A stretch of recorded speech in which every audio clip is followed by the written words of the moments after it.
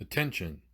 The following video may contain fun, humor, profanity, personal opinions, political incorrectness, and so on. If you are under the age of 18 or are easily offended by something as simple as gendered words, then I suggest you turn this video off and watch something more suited to you. Something like Sesame Street. Don't say I didn't warn you. How dare you! G'day guys, welcome back to the channel and welcome to those who might be here for the first time. This video is going to be the unboxing and build of the Team Associated DR10 drag car. Now this is something completely new-ish to me. If some of you have been following my channel for a while, you'll know I've been doing a bit of a series of videos on converting a Team Associated B5M buggy into a no prep drag car. However, this time I was thinking about it and I've decided to have a go at a purpose-built no prep chassis.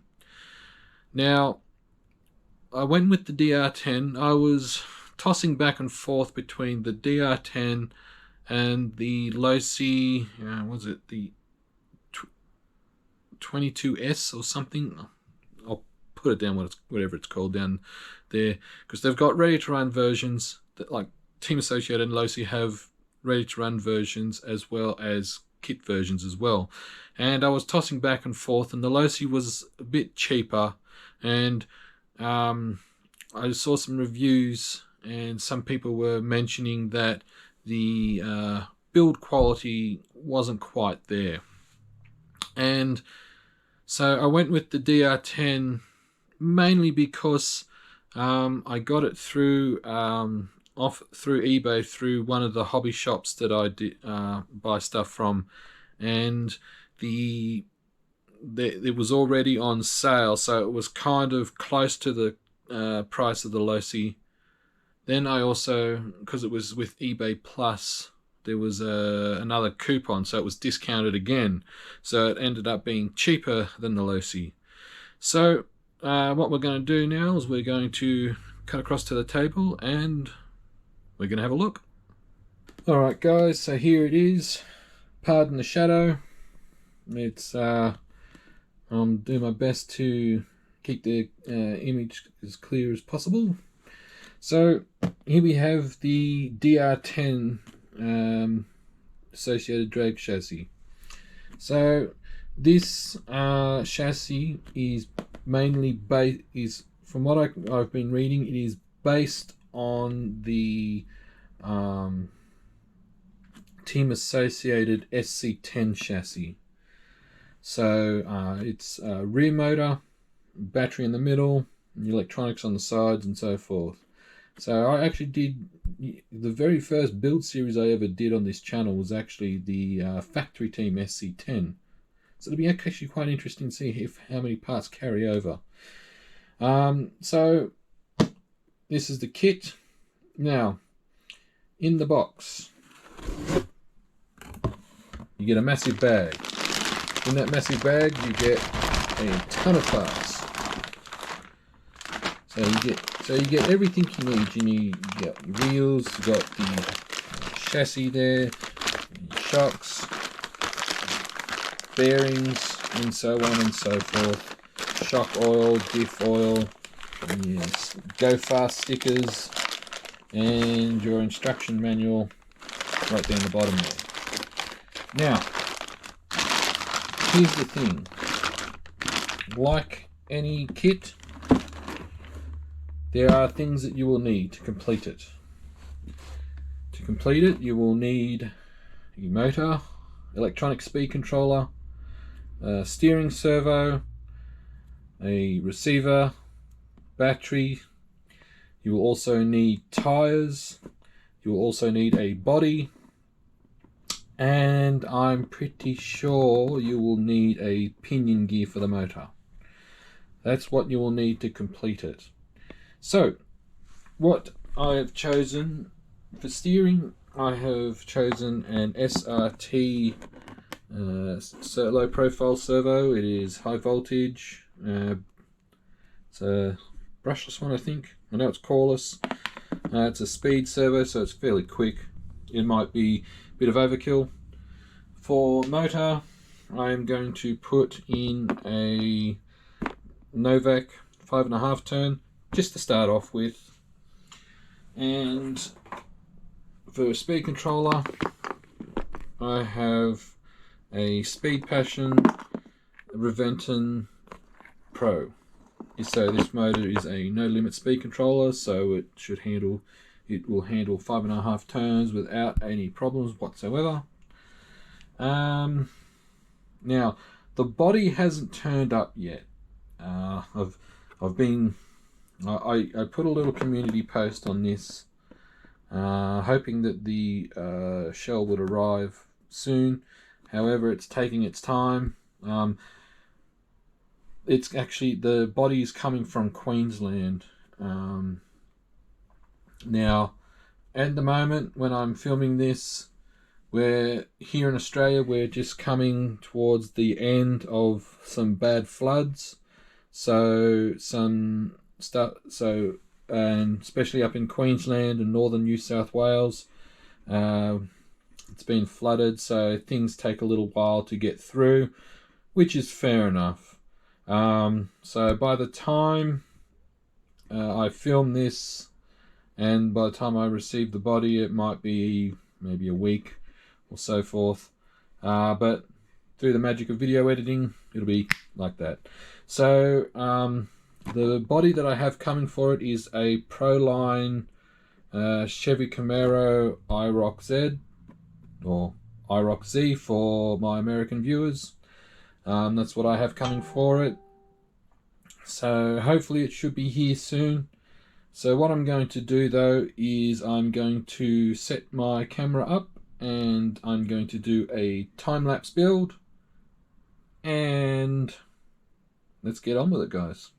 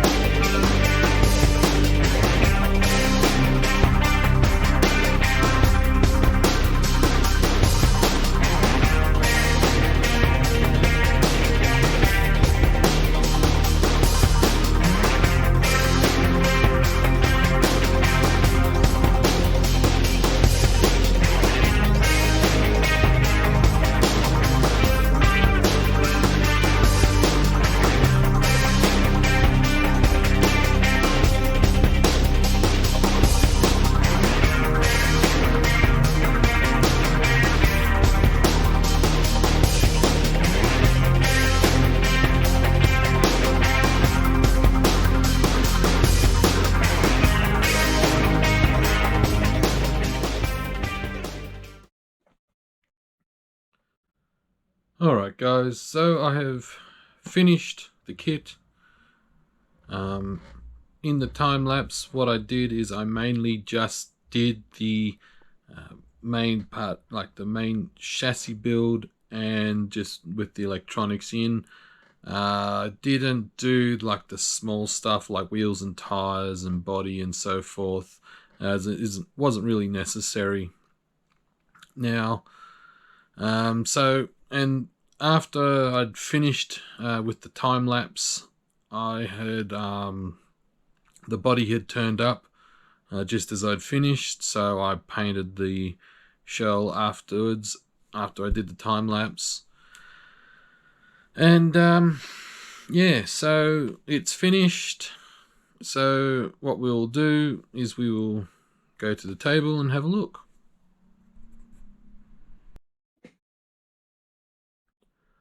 Alright guys, so here it is. And as you can see, I have the Proline Chevy Camaro IROC Z body, or IROC Z body for those in the United States. And I've painted it in Parma translucent blue and rednecked it up a little bit with some flames on the side. These flames, by the way, are painted. They're not a sticker or anything. I actually have a vinyl cutter machine, and I cut out my own vinyl mask, so I can make my own masks and so forth. And tires, I've got the Proline Hoosiers on. These are the Associated rims though, they're on that. I used these tires on my other no prep build that I've got, and they work fine. So yeah, so what I'm going to do is I'll take the shell off and, well, as they say, pop the hood. Alright, so here we are. So here it is without the shell on. Now, the build. I'm going to be brutally honest, guys. I was not happy with it at all. There was a few things that I came across that really shouldn't be, but it is what it is. And a few little things, I mean, I might just be a little bit picky. Yeah, I'll just have to excuse the noisy chair as I lean forward. Alright, so the little thing, and I mean, some people might think it's nothing, but the shocks. I mean, yeah, they're alloy shocks, but I mean, come on, Team Associated, it's 2022. It's not that hard to include some threaded alloy shocks in a kit, and because to use them, this is something like from the 80s and 90s. You use these little clips here in various sizes to adjust the preload of the shocks and so forth, to adjust your height. I mean, it might not seem like much, but I mean, come on. It's the shocks aren't that good, to be honest, either. And like, they went together fairly well, but I had so the first issue that I came up with was this front left shock here. So as I lift it up, you can see how one is kind of drooped down a bit more. So you see it's level there. What's happened is this eyelet, this shock end here, I can't for the life of me get it to screw all the way in. I thought maybe the hole was too small, so I made sure that, you know, it was like at least 2.5mm diameter, so you could screw it on. It just will not go in as hard as I try, so I've had to order some new ones for it. So that's a pain in the butt. I find the shocks are a little bit leaky, I might have to redo them again. Yeah, so that was a bit of a disappointment. I also found some screws were missing in the kit, or there weren't enough, so I had to substitute some for my some. I've got a screw kit here. I had to put some in. Like for instance, you can see right here, there's a screw there. I didn't have enough screws for it. Now, I mean that's all very good. I mean, if you're like me and you have plenty of spares of things, and oh well, no big deal, just put another screw in. But if you're a young kid that's building, this is your first kit you're building, you would at least want all hardware included. Another thing I found, I had to put in a spacer here on this ball stud as this here was hitting on the servo. It's still fairly close, but as it moves past, it was hitting on the servo there. So I had to raise that up. On the side, this side here, this bit here was knocking up against part of the chassis here. So as it would turn, it would knock. So I had to remove a bit of material. Now this is where it starts to get a little bit worse. So we head to the back. Now the drive shafts, the main part of the CVDs. These, well, there's no other way of putting it. These came out rusty, guys, and I don't mean like a little bit of surface rust. These were rusty. And during the time-lapse build, you may have seen like a flash of light. That was me taking some photos. So here's one photo I took of the CVDs.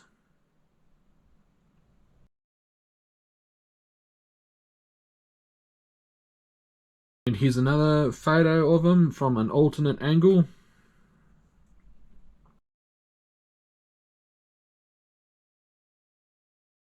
And here is another photo of when I cleaned tried to get most of the rust off with some brake cleaner and shop towel.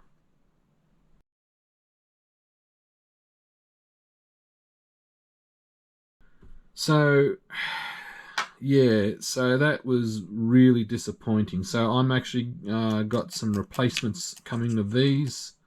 So I've got replacement shock ends coming. I've got some replacement CVDs coming. The next part, which was quite disappointing too. So this kit uses a gear differential, and in the gear differential you have on the diff out drives, you have two O-rings, a big one that goes right up against the drive cup and a small red one that goes on the shaft that goes into the diff housing to seal it. Well, one of the small red O-rings was missing, and fortunately, because I'm doing another no prep build with a Team Associated B5M, I converted it to a gear diff. So I actually bought a second rebuild kit just in case I blew the other one up. I mean, so far so good. But anyway, yeah, so I bought a second rebuild kit just in case. So fortunately, I was able to get that rebuild kit and scavenged an O-ring out of it to put into the diff. So, I mean, apart from that, guys, like, as disappointing as these little things are, last part, right here, with the sway bar here. You got this sway bar end eyelet or collet, whatever you want to call it. This screw here, or the thread inside this, stripped. So, this is actually off an Associated RC8 B3 8 scale buggy. This is a 8 scale sway bar, so that's why it's really thick, as you can see. So that's stripped, and to get that part you have to buy, it comes with 2 of those, all the other little paraphernalia and stuff like that, just for that one part, which is really frustrating. So what I had to do is get some CA glue, put a bit on there very carefully, and then I use some accelerant, and it's on there good, it's not coming off. Now, as you can see too, I haven't put the gear cover on. Quite frankly, it's pointless, as this will be used in on-road, and I know some of you might be thinking, oh, but you might get rocks and stuff. I've been racing 10 scale touring cars for years on asphalt and so forth. Hardly ever got a rock caught in the gears. The other thing I didn't put in was the receiver box, because this chassis is based on the short course, well, this is a short course truck chassis. It has the receiver box here to protect your receiver, and it is pointless in this. Like with the short course truck, you know, you'd have dirt and mud and sand and so forth, because it's an enclosed body. Obviously you don't want your receiver to get wrecked, so you put it in a receiver box, but it is pointless in a drag application. So that is the build, guys. I'm hoping to test it soon. I've got a few things to take care of, and obviously I've got to wait for some spare parts to turn up, or replacement parts rather, and then you can give it the full beans. So I hope you like this video, guys. If you got any comments, any questions, I'll do my best to answer them. Until then, enjoy your hobby, guys, and I will see you in the next no prep video. Cheers, guys.